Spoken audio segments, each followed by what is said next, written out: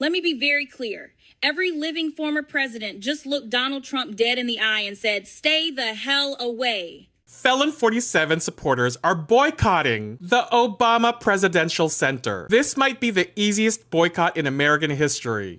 And yet it looks like that. Yes, correct. Right? Which Google points out. Yeah, the whole thing from start to finish has kind of been a disaster, right? It's ugly to look at. It's over budget. The taxpayers are footing the bill, apparently, for parts of this. And then they had to open the ceremony with this, performative morality, virtue signal.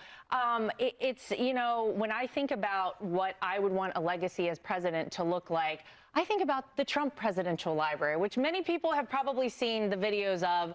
It looks amazing. It's going to be fantastic down in Miami, beautiful. But whenever I'm thinking about what might be in there, I wonder if the Obama Library will highlight the way that Obama had people spy on Donald Trump as a civilian during the 2016 presidential campaign. Or are they saving that for the Biden Library when they talk about the weaponization of the Department of Justice to prevent Donald Trump from becoming president again? I'm just waiting to see what happens here. Those would be interesting exhibits. I would definitely go to those, Emily. Yeah, there should be one. I wonder about the highest prosecutions of journalists in history under the Obama administration. I wonder if that will have its own wing. Yeah, there's a lot left to be determined and likely designed. Hello, brothers and sisters. How are you doing? I'm hoping that you are doing great. From wherever you're watching this video from, as you know, I'm your host and presenter, Genetic Stories. Now, there's something that is going on. I think for the past 3-4 days, this is something that has been going on, and I'm seeing white people issuing statement that they are going to boycott the Obama Presidential Library. And you know what all this means to black people? Because the Presidential Library marks an important space for black people to go learn black history and everything that is important. So I don't think that that's a loss for black people. You boycotting Obama's Presidential Library, actually it means that there is more advantage to black people. More space, more resources, more everything for black people. I mean, those spaces that you used to occupy, that means it's more space for black people. And I think this is how you turn something that is intended to be bad, you turn it to be beautiful. And I think this is the chance that black people can use to turn this to be something which is beautiful. Let them boycott, let them go. Black people don't care, right? So this is what is happening. Black people are reacting by responding that they don't care. They should not be threatened, because that only works to black people's advantage. I think this also goes in line with that time when white people say that they are going to, have white-only places. And look how it turned out to them, because they were trying to avoiding interacting with black people. But then they realized that they cannot do without black people. And what does this mean? This means that whatever they were planning didn't work. So the reality of the matter is, whether you like it or not, black people are still going to live their best life, and they're still going to enjoy the library, whether you go there or whether you're not, because this is working in the best way for the black people. So brothers and sisters, let's watch the video. I'll be back. Felon 47 supporters are boycotting the Obama Presidential Center. This might be the easiest boycott in American history. No one was expecting you to go in the first place. This is like me announcing I'm boycotting skydiving. Nobody asked, nobody noticed, nothing changed. They're acting like they're making some grand sacrifice. Excuse me, you were never planning a family trip to the Obama Presidential Center. You weren't sitting at the kitchen table, comparing ticket prices and checking hotel availability. You were never going. And can we talk about the fact they're boycotting a library? A library. You're announcing a boycott of a building full of books. Excuse me, who are you trying to threaten here? We all know you people don't read. You are all illiterate, knuckle-dragging Neanderthals. This is the political equivalent of somebody announcing they're boycotting kale when nobody has ever seen them eat a vegetable since the Clinton administration. A boycott is supposed to involve something you're giving up. If you weren't planning on walking into the library anyway, you're not making a sacrifice. You're maintaining a lifestyle of ignorance. The Obama Presidential Center includes a library, educational programs, exhibits, and community spaces. The reaction from some of these people is, don't threaten me with a good time. Congratulations! You have successfully vowed not to visit a place dedicated to reading, learning, and history. The librarians are reportedly taking the news as hard as the moon took my boycott. And if we're being real, a boycott only works when you're withholding something that was actually going to happen. If you've never set foot there, never planned to visit, and never intended to spend a dime, you're not boycotting. You're simply continuing your regularly scheduled programming. And the funniest part is how dramatic they make it sound. We're boycotting the Obama Presidential Center. Okay. And I'm boycotting the moon. The moon and I have reached an impasse. The Obama Presidential Center was never built to attract people who spend their days rage posting about Barack Obama on Facebook. That's like walking into a vegan restaurant and announcing you're boycotting tofu. Nobody is surprised. Nobody is devastated. Nobody is losing sleep. Meanwhile, the center opened, people showed up, the speeches happened, the photos were taken, and life moved on exactly as expected. So, congratulations on the boycott, I guess. You have successfully avoided going somewhere you never wanted to go, weren't invited to, and had no plans to visit. Mission accomplished. 100%. If you're not invited there, what are you boycotting? Are you even someone who like library so that you can say you like to boycott? You know, people like to say things which even doesn't make sense sometimes. When you say you are going to boycott Obama Library, nobody invited you. You cannot boycott somewhere you are not invited. And it's Obama Library is not for everyone. If you'd like to go there, go there. If you don't want to go there, nobody is being forced to go there. So when they come out, describe Obama Library as the ugliest library. It's not even beautiful. It's like that. They are coming for Obama. As I said earlier, it's not about the library. You know, when people hate someone, they will never see anything beautiful to talk about it. And they always come for black people. So he's saying this, you don't even read.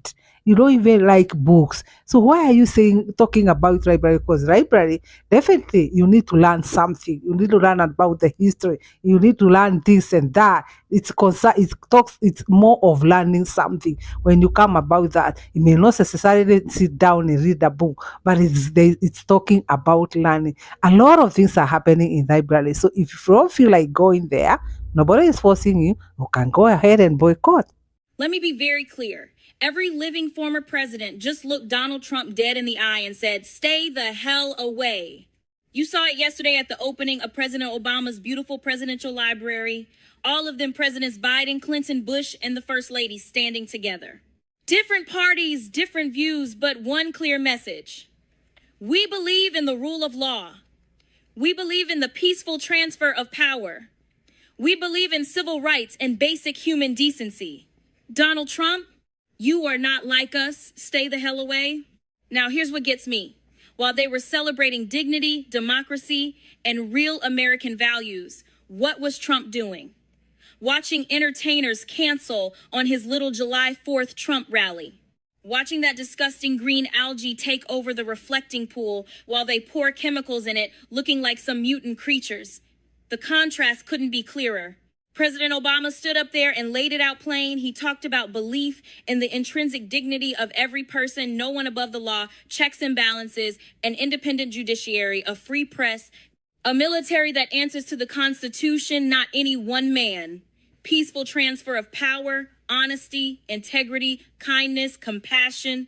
Those aren't Republican or Democratic values. Those are American values. And every president standing there has tried to uphold them. Trump, he doesn't share them, period. But wait, it gets better. You had Governor Newsom, Vice President Harris, Bruce Springsteen, Stevie Wonder, Tom Hanks, all these legends showing up for something real. Meanwhile, Trump can't even get people to perform at his events without them running for the hills. And don't get me started on the dignity gap. President Biden out here driving on Jay Leno's garage, talking about his son Beau with strength and grace. Trump struggling to walk, swollen legs, cuts on his hands, fumbling the Medal of Honor like he wanted to pin it on himself. The man said he wanted to give it to himself, but they told him he couldn't. Make it make sense. This is what happens when real leaders gather. They lift up democracy. They model what this country is supposed to be. Trump represents the opposite, and every former president just reminded us. So let me ask you this. How much clearer does it need to get? These people who actually held the office are telling us who Donald Trump really is. America, we see you. We know what real leadership looks like, and we're not going back. The Obama Presidential Center is so much more than just a library. I think because they chose Chicago, the south side of Chicago, where it's really home for them, they wanted it to be a gift. And if it had just been a museum, it wouldn't be the gift that it is today. The goal was to create a campus that would remain relevant over decades, to make this place feel alive.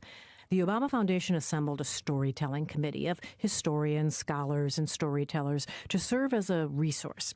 I was on that committee and got a firsthand look at the thinking behind the exhibits, the architecture, and the commitment to create a campus that served the surrounding community. Today, the Obama Presidential Center is more than a museum or a space for archival study. The $850 million campus has a regulation-sized basketball court, an auditorium and performance space, a recording studio for creators. And since Barack Obama worked as a community organizer in this same neighborhood, it's not surprising to see that the center also has classrooms and meeting spaces for workshops and organizing. There's a teaching kitchen and a fruit and vegetable garden, a flourishing beehive that's part of a sustainable ecosystem. Barbecue grills dot the walking paths. There's also a brand new branch of the Chicago Public Library and a children's playground. Hey! That was fantastic. That equipment has been stress tested by the president himself. Almost every space on this campus is open to the public, much of it free of charge. It is designed to be a magnet for people to meet and gather and organize. Since we thought about the concept of this library, we thought about perpetual relevance. How can this be an institution that means something for the community? Michelle Obama's speech at the opening of the Presidential Library for Barack Obama is going to go viral. Part of the reason is she mentions the Peace Prize, which is going to drive Donald Trump absolutely insane because he thinks he deserves a Nobel Peace Prize. But Obama is everything that Donald Trump never can be and never will be. Watch this. You were unflappable at every turn, always focused, always calm, always looking at the long view. How absurd it is to even imagine that you might have buckled under the pressure even once, lashed out in frustration, lost your temper. How absurd it is to imagine that you might have done anything but make our family and this entire country proud.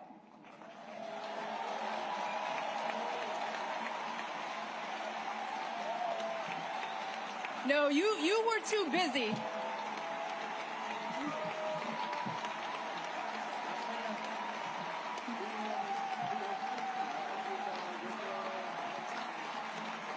I'm not done, y'all. Not done. So much to say.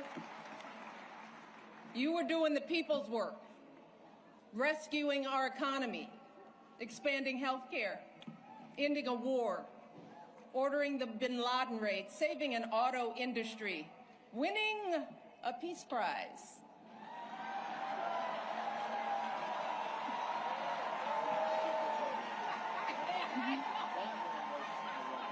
Keeping us safe from Ebola, regulating the banks, standing up for marriage equality,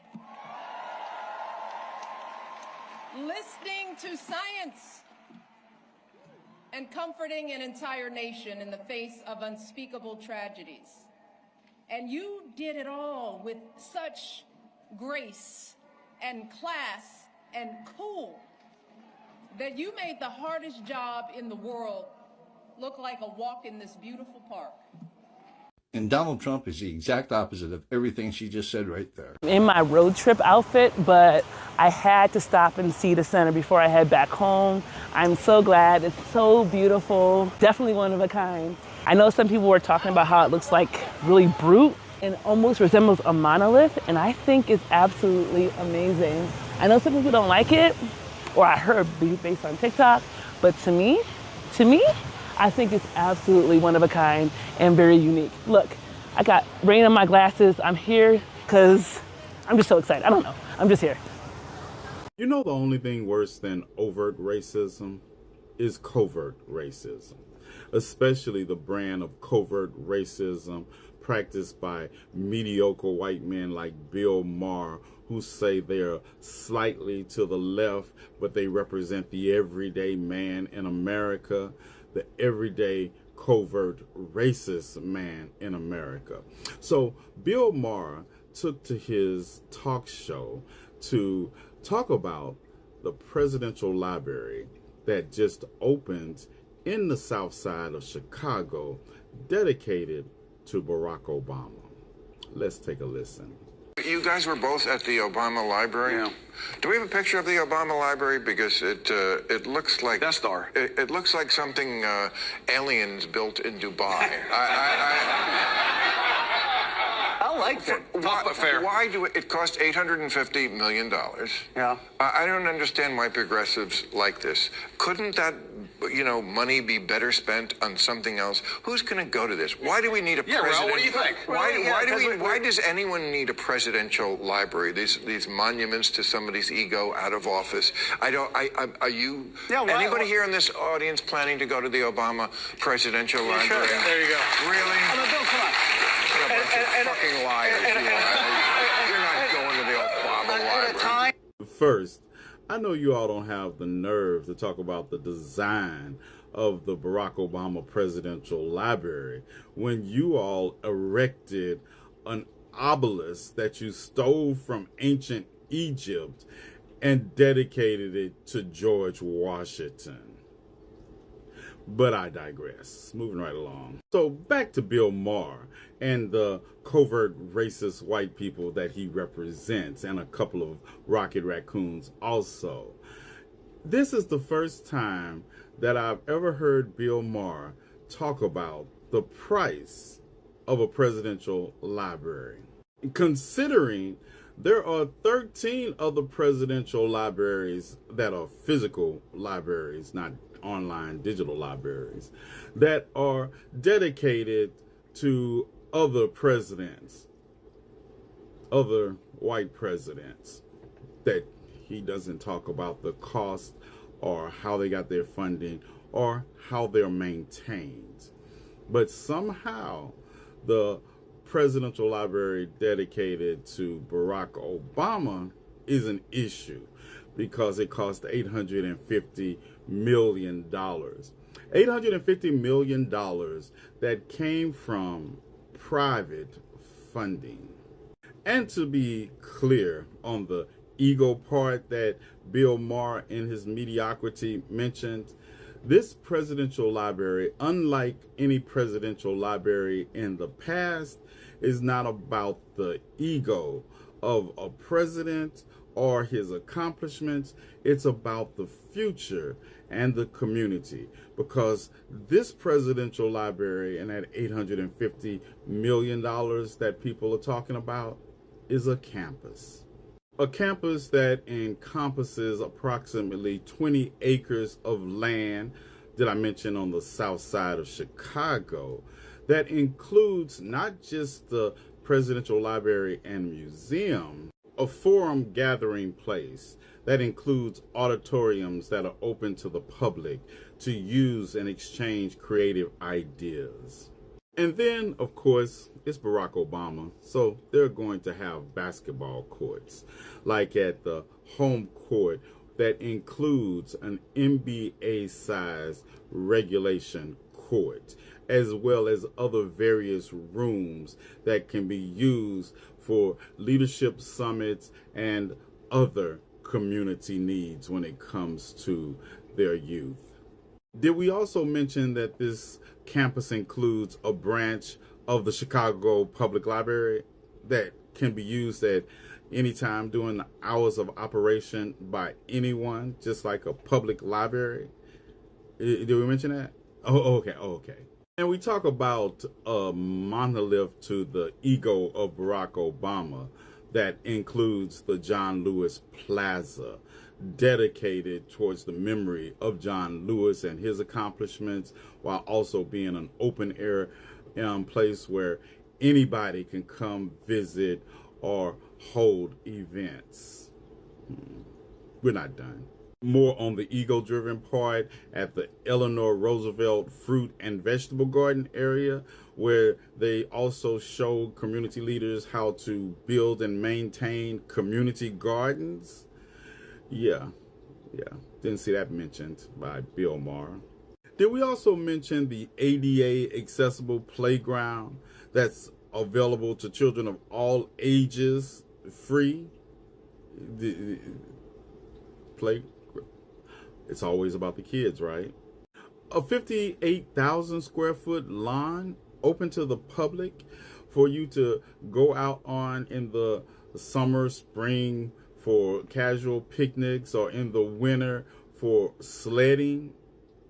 Yeah, on the south side of Chicago. And then there's the structure you said looks like aliens built something in Dubai.